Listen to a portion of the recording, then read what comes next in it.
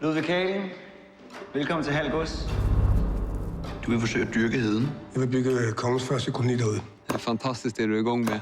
Jeg får redan en känsla av liv her ute. Heden er Guds natur i al sin pragt. Hvorfor kastrere et vildt bæst, der bare gerne vil være frit? Man har Gud netop ikke sat mennesket på jorden for at skabe civilisation. Gud er kaos. Livet er kaos. Nej, krig er kaos. Men vinderen er den, som kan finde ud af at kontrollere kaos.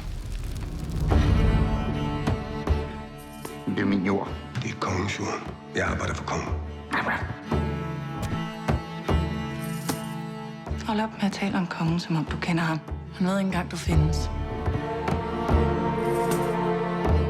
Og du kommer til at lykkes med at bygge din koloni derude? Ja. Hvis du bekriger ham, så risikerer du alt. Schenkel stopper ikke, før han er vundet. Jeg har brug for dig. Du vil bare have din adelige titel, så du kan mænge dig med de fine folk.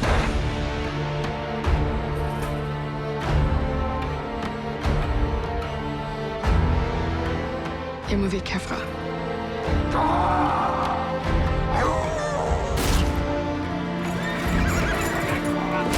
Vi vil fan inte dö, för det är ett helt projekt.